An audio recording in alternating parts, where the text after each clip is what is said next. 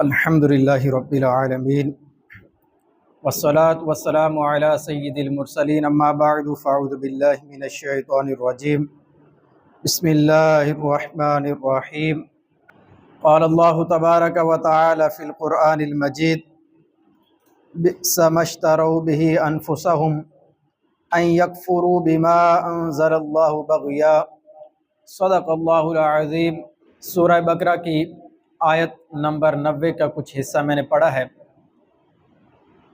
اللہ تبارک و تعالیٰ نے بنی اسرائیل کے متعلق کچھ چیزیں بیان فرمائی ہیں، تو ہم پہلے یہ بات سن چکے ہیں کہ بنی اسرائیل کے لوگ نبی کریم علیہ السلام کو پہچانتے تھے، انہیں پتہ تھا کہ یہ اللہ تبارک و تعالیٰ کے آخری اور سچے نبی ہیں، لیکن اس کے باوجود وہ ایمان کیوں نہیں لے کر آئے؟ یہ ہمارے ذہن کے اندر ایک سوال آتا ہے کہ جب انہیں سب پتہ تھا، بلکہ قرآن پاک میں تو یہاں تک بیان کیا کہ وہ نبی کریم علیہ السلام کو اس طرح مانتے تھے اور اس طرح انہیں یقین تھا کہ یہ اللہ پاک کے نبی ہیں جیسے بندہ اپنی اولاد کو پہچانتا ہے۔ جب اتنا زیادہ انہیں پتہ تھا تو وہ ایمان کیوں نہیں لے کر آئے؟ اس کی وجہ اللہ تبارک و تعالیٰ نے اس آیت کے اندر بیان فرمائی ہے۔ وہ ایمان کیوں نہیں لے کر آئے اور انہوں نے ایمان نہ لا کر اپنا کتنا بڑا جو ہے وہ نقصان کیا۔ اللہ پاک ارشاد فرماتا ہے بئس ما اشتروا بہ انفسہم، انہوں نے اپنی جانوں کا کتنا برا سودا کیا۔ یعنی یہ سمجھنے کی بات ہے کہ ہم جب دنیا کے اندر آئے بحیثیت انسان، جب ہم نے کل قیامت کے دن اٹھنا ہے تو نتیجتاً دو ہی چیزیں ہونی ہیں، یا تو اللہ پاک کے فضل و کرم سے جنت ملے گی، یا جو ہے وہ گناہوں کی وجہ سے یا جو مسلمان نہیں ہیں ان کو اللہ تبارک و تعالی جہنم کے اندر داخل فرمائے گا۔ یہ دو ہی صورتیں ہونی ہیں، یا جنت یا جہنم۔ اب اللہ تبارک و تعالی نے یہاں پر کیا فرمایا ہے کہ بنی اسرائیل نے کتنی بری چیز کے بدلے اپنی جانوں کو بیچ دیا۔ وہ کیا بری چیز ہے؟ فرمایا ان یکفروا بما انزل اللہ، کہ انہوں نے اللہ تبارک و تعالیٰ کے نازل کردہ کلام کا انکار کر دیا، اس چیز کا انکار کیا جو اللہ تبارک و تعالیٰ نے نازل فرمائی ہے۔ اب آگے سنیے، فرمایا بغیا ان ينزل اللہ من فضلہ علی من یشاء من عبادہ، فرمایا کہ انہوں نے اپنی جانوں کو اتنے بڑے نقصان کے بدلے کیوں بیچا؟ آخر وجہ کیا تھی؟ وہ وجہ اس حصے کے اندر ہے۔ فرمایا اس حسد کی وجہ سے کہ اللہ نے اپنے فضل سے اپنے جس بندے پر چاہتا ہے وہ وہی نازل فرماتا ہے۔ یہ ان کے ایمان نہ لانے کا سبب تھا۔ انہوں نے نبی کریم علیہ السلام سے حسد کیا، کیونکہ حضرت عیسیٰ علیہ السلام تک سارے کے سارے انبیاء جو ہے وہ بنی اسرائیل میں سے ہوئے، لیکن نبی کریم علیہ السلام بنی اسرائیل کی بجائے بنی اسماعیل میں سے ہوئے، حضرت اسماعیل علیہ السلام کی اولاد میں سے ہوئے۔ تو یہ وہ حسد تھا جو بنی اسرائیل والوں کو تھا کہ اللہ تبارک و تعالیٰ نے اپنا آخری نبی بنی اسرائیل میں سے کیوں نہیں بھیجا؟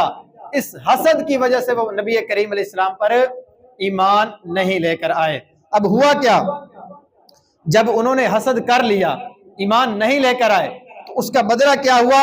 اللہ پاک ارشاد فرماتا ہے فَبَاءُوا بِغَضَبٍ عَلَىٰ غَضَبٍ وَلِلْكَافِرِينَ عَذَابٌ مُّهِينٌ، فرمایا تو یہ لوگ غضب پر غضب کے مستحق ہو گئے اور کافروں کے لیے ذلت کا عذاب ہے۔ جب انہوں نے نبی کریم علیہ السلام سے منہ موڑا، در مصطفیٰ سے دور ہو گئے، بھلے اللہ تبارک و تعالیٰ کو ایک مانتے تھے، توحید کا اقرار کرتے تھے، لیکن جب نبی کریم علیہ السلام کو انہوں نے نہیں مانا، ان پر ایمان نہیں لے کر آئے، فرمایا ان کا ٹھکانہ یہ ہے کہ اللہ تبارک و تعالیٰ کے غضب کے یہ مستحق بن گئے، اور ان کفار کے لیے اللہ تبارک و تعالیٰ نے دردناک عذاب تیار کر رکھا ہے۔ جو تیرے در سے یار پھرتے ہیں، در بدر یوں ہی خار پھرتے ہیں۔ جو نبی کریم علیہ السلام کے در سے دور ہو گیا، اللہ تبارک و تعالیٰ بھی اسے قبول نہیں فرماتا۔ جو در مصطفیٰ سے دور ہو گیا وہ اللہ تبارک و تعالیٰ کی بارگاہ سے بھی دور ہو گیا۔ اس کی سب سے بڑی مثال یہ یہود و نصارہ ہیں، یہ بنی اسرائیل والے ہیں، یہ اللہ پاک کو مانتے ہوئے بھی نبی کریم علیہ السلام پر جب ایمان نہیں لے کر آئے تو فرمایا ان کے لیے اللہ پاک نے دردناک عذاب تیار کر رکھا ہے۔ اب اس آیت سے ہمیں کیا سیکھنے کو ملا؟ علماء فرماتے ہیں سب سے پہلا سبق جو اس آیت سے ہمیں ملتا ہے وہ یہی ہے کہ نبی کریم علیہ السلام کے دامن سے وابستہ ہونے سے محروم رہ جانا یہ دنیا کی سب سے بڑی بد نصیبی اور محرومی ہے۔ جو نبی کریم علیہ السلام کے دامن سے وابستہ نہ ہو سکا، ان کی بارگاہ میں جانے سے محروم ہو گیا، فرمایا وہ دنیا کی ہر چیز سے محروم ہو گیا۔ ظاہری طور پر اس کے پاس بھلے بڑی نعمتیں ہوں، لیکن فرمایا اللہ تبارک و تعالیٰ کی نظر رحمت سے وہ دور ہو گیا تو اب اس کی دنیا اور آخرت کے اندر خسارہ ہی خسارہ ہے۔ ایک بادشاہ گزرا ہے، آپ نے پہلے بھی اس کا واقعہ سنا گا، ہرقل بادشاہ حضرت عیسیٰ علیہ السلام پر یہ ایمان رکھتا تھا، اس کو یقین کے ساتھ معلوم تھا کہ نبی کریم علیہ السلام اللہ تبارک و تعالیٰ کے سچے اور آخری نبی ہو کر آئیں گے۔ ایک دن یہ ہوا، بخاری شریف کی حدیث پاک ہے، حضرت سیدنا ابو سفیان رضی اللہ تعالیٰ عنہ تجارت کے سلسلے میں جب ملک شام پہنچے تو وہاں پر یہ ہرقل بادشاہ بھی موجود تھا۔ اب ابھی تک حضرت ابو سفیان رضی اللہ تعالیٰ عنہ ایمان نہیں لے کر آئے تھے۔ اس ہرقل بادشاہ نے جب سنا کہ یہ مکہ سے آئے ہیں، اس نے نبی کریم علیہ السلام کے بارے میں کچھ چیزیں پوچھی۔ اس نے پوچھا کہ ان کا نسب کیسا ہے، ان کی سیرت کیسی ہے، ان پر ایمان لانے والے کس قسم کے لوگ ہیں۔ حضرت ابو سفیان رضی اللہ تعالیٰ عنہ آپ فرماتے ہیں کہ میں نے ساری چیزیں سچ اس کے سامنے جو ہے وہ بیان کر دی۔ جب اس نے سن لیا تو کہنے لگا اے ابو سفیان، جو تم نے بتایا ہے اگر یہ سب سچ ہے تو جہاں میں کھڑا ہوں ان قریب ان نبی علیہ السلام کی حکومت اس ملک پر بھی قائم ہو جائے گی۔ یعنی جب اس نے حضرت ابو سفیان نے نبی کریم علیہ السلام کی نشانیاں بتائیں تو ہرقل یہ کہنے لگا کہ اگر یہ سچ ہے تو ان قریب ان نبی کی حکومت میرے ملک کے اوپر بھی قائم ہو جائے گی۔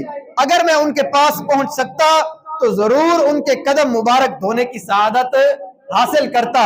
اب کہتے کیا ہے، جب ہرقل کے پاس نبی کریم علیہ السلام کا خط پہنچا، نبی کریم علیہ السلام نے اعلان نبوت کیا، بادشاہوں کی طرف نبی کریم علیہ السلام نے خطوط روانہ کیے کہ اسلام کو قبول کریں وگرنہ ذلت اور رسوائی کے لیے تیار ہو جائیں۔ اب ہرقل کے پاس جب خط پہنچا، اس کو تو یقین کے ساتھ معلوم تھا کہ نبی کریم علیہ السلام اللہ پاک کے آخری اور سچے نبی ہیں۔ اس نے اپنے سارے وزیر و مشیروں کو جمع کیا، کہنے لگا کہ اگر بھلائی اور ہدایت چاہتے ہو اور تم یہ چاہتے ہو کہ تمہاری حکومت باقی بچ جائے تو ان نبی علیہ السلام کا کلمہ پڑھ لو۔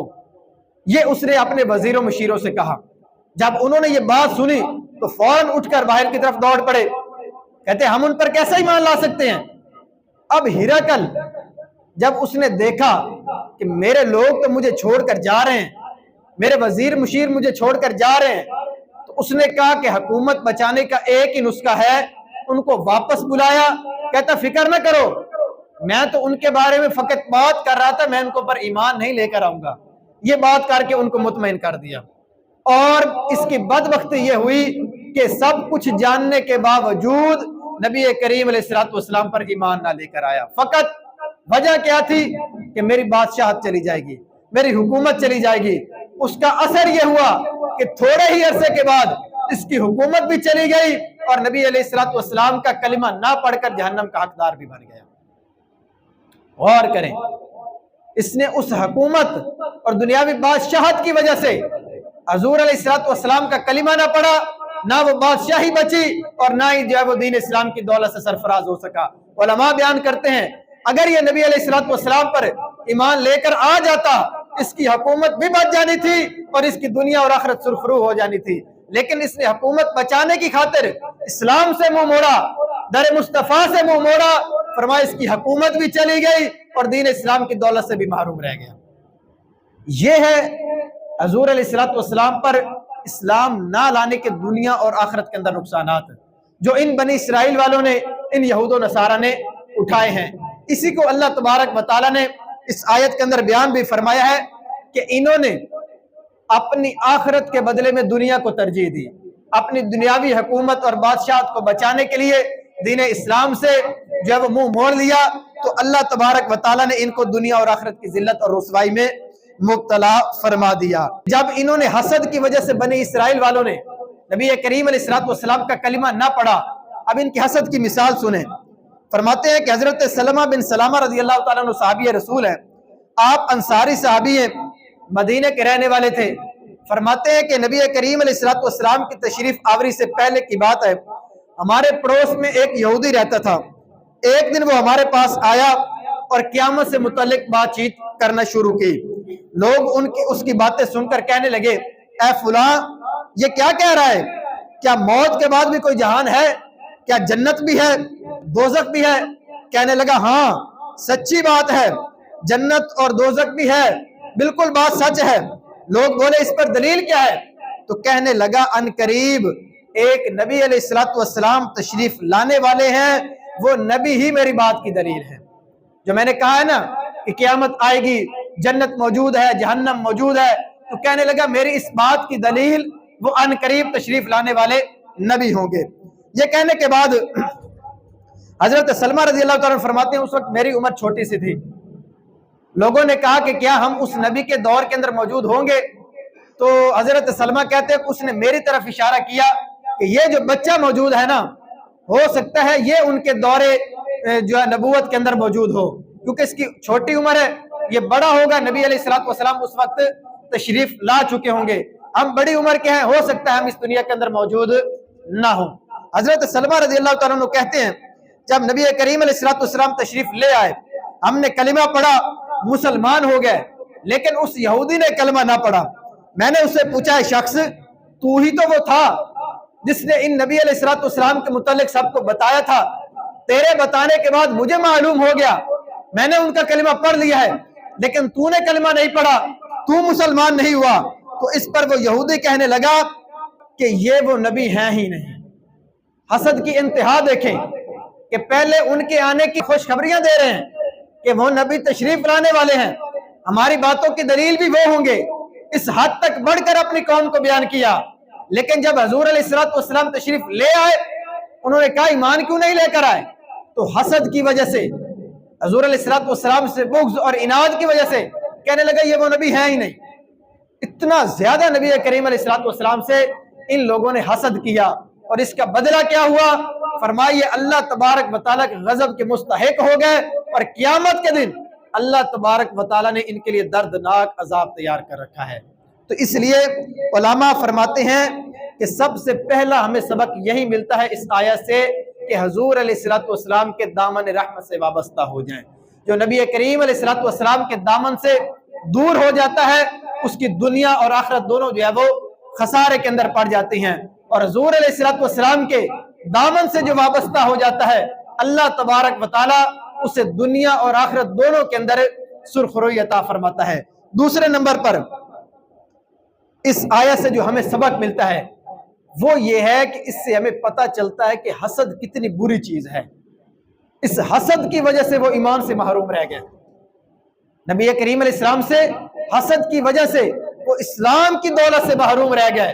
बाज़ औक़ात इस हसद की वजह से बंदा जो है वो दीन इस्लाम से भी दूर चला जाता है, कुफर इख्तियार कर बैठता है, जिसकी सबसे बड़ी मिसाल ये बनी इसराइल के लोग हमारे सामने मौजूद हैं। हुज़ूर अलैहिस्सलाम इरशाद फरमाते हैं, फरमाया कि तुम में पिछली उम्मतों की बीमारी हसद और बुग़्ज़ जो है वो सिरायत कर गई है।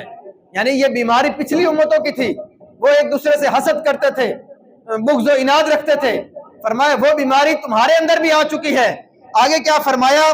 फरमाया ये मूड देने वाली है। मैं नहीं कहता कि बाल मूडती है, बल्कि ये दीन को मूड देती है। ये हदीस पाक के अल्फाज हैं।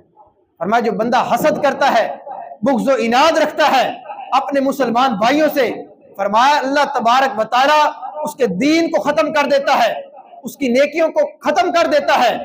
फरमाया पिछली उम्मतों की बीमारी थी जो तुम्हारे अंदर भी सराया कर चुकी है।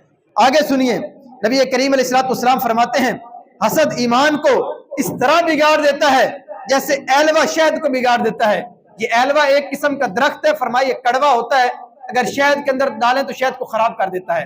तो फरमाया जो बंदा हसद करता है, हसद भी ईमान को इसी तरह जो है वो खराब और तबाह बर्बाद कर देता है। गौर करें हसद कितनी बुरी चीज है। آگے سنیے، احادیث کے اندر کثیر احادیث اس بارے میں بیان کی گئی کہ حسد کے ذریعے بندہ جو ہے وہ اپنی نیکیاں کس طرح تباہ و برباد کرتا ہے۔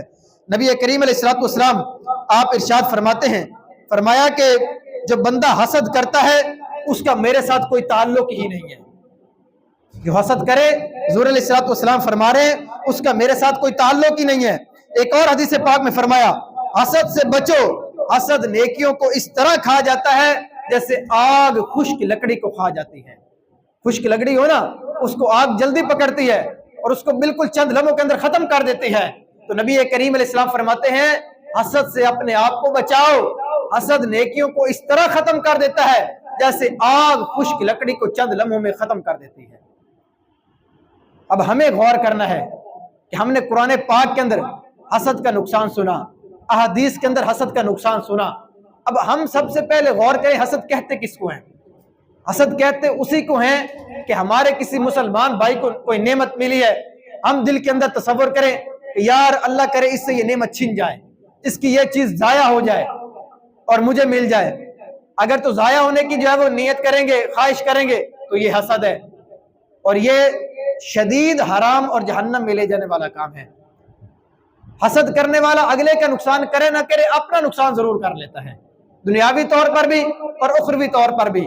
تو اس لیے فرمایا کہ اللہ تبارک و تعالیٰ نے اگر ہمارے کسی مسلمان بھائی کو کوئی نعمت عطا فرمائی ہے تو ہم یہ کہہ سکتے ہیں کہ اللہ پاک اس کی طرح ہمیں بھی عطا فرمائے، لیکن یہ خواہش کرنا کہ اس سے یہ نعمت ضائع ہو جائے، اس سے یہ نعمت چھن جائے، فرمایا یہ حسد ہے اور یہ شدید حرام کام ہے۔ اب اس کی مثالیں سنیں۔ فرمایا کسی کو مالی طور پر بندہ خوشحال دیکھتا ہے، اب اس کے دل میں یہ خواہش ہوتی ہے، وہ دل ہی دل میں جلنا شروع کر دیتا ہے، اس کے دل میں یہ کڑن پیدا ہوتی ہے اس کا مال چھین جائے، یہ غریب ہو جائے، یہ کوڑی کوڑی کا محتاج ہو جائے۔ اس طرح کی نیت اپنے ذہن کے اندر لے کر آنا یہی حسد ہے، اور قرآن و حدیث کے اندر اسی کی وعیدیں بیان کی گئی ہیں۔ پھر آگے سنیے، علماء بیان کرتے ہیں ایک اور اس کی مثال یہ ہو سکتی ہے کہ کسی کو دینی یا دنیاوی لحاظ سے اعلیٰ منصب پر دیکھا، دل میں یہ خواہش پیدا ہوئی یار اس سے یہ نعمت چھن جائے، اس سے یہ منصب جو ہے وہ چھن جائے، یہ اس سے منصب جو ہے واپس لے لیا جائے۔ فرمایا یہ دل کے اندر نیت کرنا یہ حسد ہے، اور حسد کیا ہے؟ اشد حرام کام ہے۔ پھر آگے اسی طرح یہ خواہش رکھنا کہ فلاں جو ہے وہ ہمیشہ تنگ دست رہے، وہ کبھی خوشحال نہ ہو، وہ لوگوں کے آگے ہاتھ پھیلاتا رہے۔ اس طرح کی بری بری نیتیں اپنے مسلمان بھائیوں کے متعلق اپنے دل کے اندر لے کر آنا یہ حسد ہے، اور قرآن و حدیث کے اندر اس کی کتنی شدید وعیدیں بیان کی گئی ہیں آپ سوچ سکتے ہیں۔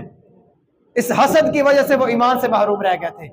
تو فرمایا اس سے پتہ چلتا ہے کہ بعض اوقات یہ حسد بندے کو جو ہے وہ کفر تک پہنچا دیتا ہے، بندہ اس حد تک آگے بعض اوقات چلا جاتا ہے۔ اس لیے اپنے آپ کو حسد سے لازمی بچانا چاہیے۔ اس حسد کی وجہ سے بندہ اور کئی سارے حرام کاموں میں مبتلا ہو جاتا ہے۔ کسی سے حسد کریں گے، اس کے متعلق بعض اوقات غیبتیں کریں گے، چغلیاں کریں گے، تہمتیں لگائیں گے، اس کے متعلق جو ہے وہ اور کئی طرح کے حقوق اور لباس کی پامالیاں کریں گے۔ تو فرمایا ایک حرام کام کی وجہ سے بندہ آگے کئی اور حرام کاموں میں پڑ جاتا ہے۔ تو یہ حسد صرف حسد تک محدود نہیں رہتا، پھر آگے بندہ بڑھتا چلا جاتا ہے اور اس حد تک بڑھ جاتا ہے کہ اتنے حرام کاموں کا مجموعہ اپنے ذمہ لے لیتا ہے۔ آگے سنیے، علماء بیان کرتے ہیں کہ جو افراد دنیا کے اندر موجود ہیں نا جن کی دعائیں قبول نہیں ہوتی، ان کے اندر علماء کرام نے ایک اس شخص کو بیان کیا ہے جو اپنے مسلمان بھائیوں سے حسد کرتا ہے۔ غور کریے گا، تنبیہ الغافلین میں 3 آدمیوں کو ذکر کیا ہے جن کی دعا قبول نہیں ہوتی۔ فرمایا ایک وہ جو حرام مال کھاتا ہو، اس کی دعا اللہ تبارک و تعالیٰ قبول نہیں فرماتا۔ اب ہمیں غور کرنا چاہیے، بعض اوقات ہم سوچتے ہیں کہ یار ہم دعائیں تو بڑی کرتے ہیں لیکن ہماری دعا قبول نہیں ہوتی، ہم بڑے عرصے سے فلاں کام کے متعلق دعائیں کر رہے ہیں لیکن کوئی اس کا اثر ظاہر نہیں ہو رہا۔ تو ہمیں اپنے جو روزی ہے نا، ہمارا رزق جو ہے اس کے اوپر غور کرنا چاہیے، ہم جو مال کما رہے ہیں اس کے اوپر غور کرنا چاہیے، کہیں ہمارے مال کے اندر کوئی حرام کا عنصر تو شامل نہیں ہو گیا، کیونکہ جو حرام مال کماتا ہے، حرام مال کھاتا ہے، اللہ تبارک و تعالیٰ اس کی دعا کو قبول نہیں فرماتا۔ دوسرے نمبر پر فرمایا جو بکثرت غیبت کرنے والا ہو، اپنے مسلمان بھائیوں کی برائیاں بیان کرنے والا ہو، پیٹھ پیچھے ان کی برائی بیان کرنا، سامنے جو ہے وہ اچھائیاں بیان کر رہے ہوں گے، 3 شخص موجود ہیں، ایک چلا گیا، 2 مل کر اس کی غیبتیں کرنا شروع کر دیں گے، تو فرمایا جو اس طرح کا کام کرتا ہے اللہ تبارک و تعالیٰ اس کی دعا کو قبول نہیں فرماتا۔ تیسرے نمبر پر فرمایا جو مسلمانوں سے حسد رکھتا ہو اللہ تبارک و تعالیٰ اس کی دعا کو بھی قبول نہیں فرماتا۔ تو غور کریں، اگر ہماری دعائیں قبول نہیں ہو رہی تو کہیں ان تینوں میں سے کوئی بات تو ہمارے اندر نہیں پائی جا رہی۔ ہم اپنے کسی مسلمان بھائی سے حسد تو نہیں کر رہے، ہم کسی اپنے مسلمان بھائی کی غیبت تو نہیں کر رہے، کہیں ہمارے رزق کے اندر حرام کا عنصر تو شامل نہیں ہو گیا۔ اس پر ہمیں جو ہے وہ غور کرنا چاہیے۔ اب علماء کرام نے اس کی ایک آگے بڑی مثال بیان کی ہے۔ حضرت حاتم اصم رحمۃ اللہ علیہ فرماتے ہیں دل میں کینہ رکھنے والا کامل دیندار نہیں ہو سکتا، لوگوں کو عیب لگانے والا خالص عبادت گزار نہیں ہو سکتا، چغل خور کو امن نصیب نہیں ہوتا اور حاسد کی مدد نہیں کی جاتی۔ اللہ تبارک و تعالی حسد کرنے والے کی کسی معاملے کے اندر مدد نہیں فرماتا، اس کو دنیا اور آخرت کے اندر اللہ تبارک و تعالی ذلت اور رسوائی کے اندر مبتلا فرما دیتا ہے۔ اب اس کا علاج کیا ہے؟ نبی کریم علیہ السلام فرماتے ہیں کہ آپس میں بغض و عداوت نہ رکھو اور آپس میں حسد نہ کرو، پیٹھ پیچھے ایک دوسرے کی برائی بیان نہ کرو، اور اے اللہ کے بندو آپس میں بھائی بھائی بن جاؤ۔ یہ حدیث پاک میں ہمیں درس دیا گیا ہے کہ اپنے مسلمان بھائیوں سے حسد، بغض و کینہ یہ نہیں رکھنا، ان کی غیبتیں چغلیاں نہیں کرنی، بلکہ فرمایا آپس میں بھائی بھائی بن جاؤ۔ جیسا اپنے لیے پسند کرتے ہیں اپنے مسلمان بھائی کے لیے بھی ویسا ہی پسند کریں۔ علماء نے اس کا علاج یہ بیان کیا ہے کہ جب بھی دل کے اندر اس طرح کی کوئی بری خواہش آئے نا، کسی مسلمان کے متعلق حسد پیدا ہو، تو فرمایا اس سے اپنے آپ کو چھڑائیں، اللہ تبارک و تعالیٰ کی بارگاہ میں توبہ استغفار کریں، اور سونے سے پہلے قرآن پاک کی جو آخری صورتیں ہیں سورہ فلق اور سورہ ناس، اس کی تلاوت کریں۔ اللہ تبارک و تعالیٰ کا صفاتی نام ہے یا محیی یا ممیتو، اس کا ورد کریں، اس کی برکت سے اللہ تبارک و تعالیٰ انشاءاللہ حسد سے ہمیں محفوظ فرمائے گا، اور اس سے بچنا بہت ضروری ہے۔ اگر اس سے نہیں بچیں گے تو دنیا اور آخرت کے اندر خسارہ ہی خسارہ اٹھانا پڑ سکتا ہے۔ اللہ تبارک و تعالیٰ ہمیں حسد سے محفوظ فرمائے، آمین بجاہ نبی الامین صلی اللہ علیہ وسلم۔